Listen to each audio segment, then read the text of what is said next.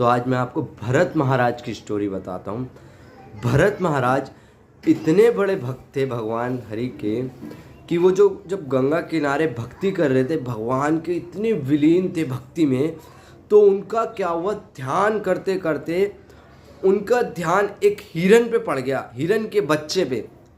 तो उससे वो इतने आकर्षित हो गए हिरन के बच्चे से कि भक्ति करते करते उस बच्चे की तरफ चले गए और उस हिरन के बच्चे को ले आए उठा के कि, और वो अपनी भक्ति भूल गए। माला करते करते उसको हिरन का बच्चा इतना प्यारा लगने लगा, उसके साथ खेलने लगे, उसे खाना खिलाने लगे। उसको उसकी माँ बिछुड़ गई, उसकी माँ ढूंढ रही है हिरन की, और वो हिरन की माँ उसको ढूंढते ढूंढते अपने बच्चे को जो याद करते करते वो अपना शरीर छोड़ देती है उसकी माँ। और हिरन का बच्चा कहाँ पे होता है, भरत महाराज के पास में होता है, क्योंकि भरत महाराज उसे अपनी कुटिया में उठा के ले आए थे, उसकी देखभाल करने लगे, क्योंकि उनकी माँ तो मर चुकी थी। अब वो उससे इतने आसक्त हो गए कि उन्होंने अपनी भक्ति भूल गए। वो जरा सा हिरन का बच्चा जैसे इंसानों का बच्चा इधर उधर चला जाता है, वो इतने व्याकुल हो जाते थे उसको देख के कि वो कहाँ गया, वो अभी तो यहीं खेल रहा था, अभी तो यहीं घास चल रहा था। वो उसके लिए इतने पागल हो गए थे। वो जरा सा जंगल में चले जाता था, उसको ढूंढने चले गए हिरन का बच्चा। एक दिन वो मिला नहीं, और उसके चक्कर में ढूंढते ढूंढते वो पता नहीं कहाँ निकल गए, और वो इतने बूढ़े हो गए थे, वृद्ध हो गए थे उसके चक्कर में कि वो अपनी भक्ति तो भूल चुके थे।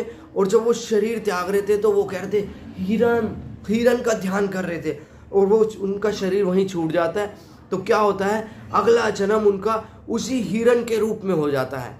अब वो एक हिरन बन जाते हैं, लेकिन उन्हें अपना पिछले जन्म का सहारा याद होता है कि मैं एक भरत महाराज था और मैं इतनी भक्ति कर रहा था। हिरन के एक उस आसक्त होने के कारण मैं एक हिरन के उस जन्म में मेरे को पैदा हुई, हिरन की योनि में जन्म में लेना पड़ रहा है। तो वो क्या करते हैं, हिरन की योनि में जन्म लेने के बाद वो एक जो मुनि आश्रमों की कुटिया होती है, जहाँ पे यज्ञ हो रहे हैं, तप कर रहे होते हैं लोग, वो वहाँ पे हिरन घूमता था, क्योंकि उन्हें पिछले जन्म की भक्ति याद थी। वो क्या करते थे, उसी आश्रम में घूमते थे जहाँ यज्ञ हो रहा होता था, जहाँ पे वो मंत्र उच्चारण हो रहे थे, जहाँ कथा चल रही होती थी, तो वो हिरन वहीं बैठा करती थी, कथा सुनती थी, कान से हवन देखा करती थी। वो उन मुनि के संग, भक्त साधुओं का संग करता था वो हिरन। जहाँ जहाँ मुनि जाते थे उनके पीछे पीछे जाता था जंगलों में।